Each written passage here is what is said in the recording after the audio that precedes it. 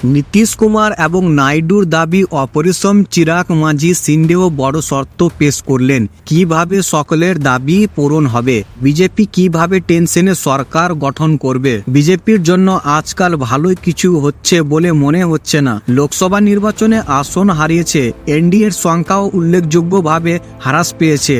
তবে সৌভাগ্যক্রমে যেখানে এনডিএ সংখ্যাগরিষ্ঠতা পেয়েছে, কিন্তু এবার বিজেপি 242-এর সংখ্যায় সীমাবদ্ধ ছিল। তারপরে এটি কেবল জোটের দলগুলির সহায়তায় সরকার গঠন করতে চলেছে।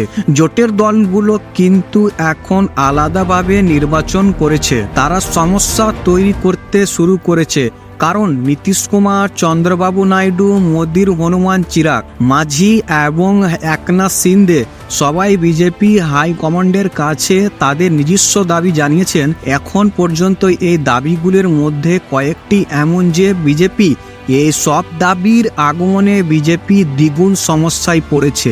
যে শুধু সরকার গঠন করতে হবে তা নয়, এই সব দাবি পূরণ না হলে সব সরকারের কাছ থেকে সমর্থন প্রত্যাহার করে নেবে বলে ও চিন্তিত। আজ অবধি রিপোর্টের উদ্ধৃত নিয়ে আমরা আপনাকে বলি, বিজেপির কাছে কি দাবি করেছে আজ তাক তার সূত্র উদ্ধারিত করেছে। প্রতিবেদনে বলা হয়েছে, নীতিশ কুমারের মন্ত্রিসভায় 3 মন্ত্রী নিয়োগ করলে জেডিইউ এমন দাবি করেছেন। মহারাষ্ট্রের মুখ্যমন্ত্রী একনাথ শিন্দে একটি মন্ত্রিসভা এবং 2টি এমওএস করেছিলেন। যদিও আজ তাক তার রিপোর্ট পেশ করেছে, মোদি নিজেও বলেছে হনুমান বলে চিরাগের মনোভাব ও এখন সুযোগ পেলেই আপনি বদলে যাচ্ছেন বলে মনে হচ্ছে। চিরাগ ক্যাবিনেট এবং একজন প্রতিমন্ত্রী বানিয়েছেন।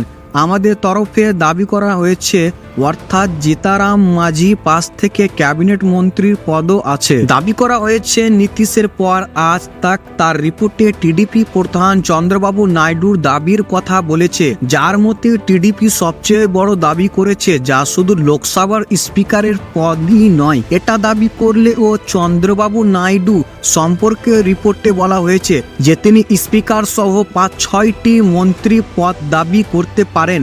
অন্যদিকে নীতিশ কুমার ও চন্দ্রবাবু নাইডু নিজ নিজ রাজ্যের জন্য বিশেষ মর্যাদাও দাবি করতে পারেন, এটাও বলা হচ্ছে। নীতিশ ও নাইডুর চেয়ে কম কিছুতেই মোদির নাড়ি গলতে দেবেন না। লক্ষণীয় যে লোকসভা নির্বাচনে এনডিএ জোট 292টি আসন পেয়েছে, যার মধ্যে বিজেপির পর চন্দ্রবাবু নাইডুর দল টিডিপি সবচেয়ে বেশি 16টি আসন পেয়েছে। তারপরে জেডিইউ 12টি আসন এবং তারপরে 7টি আসন পেয়েছে এবং চিরাগ পাসওয়ানের দল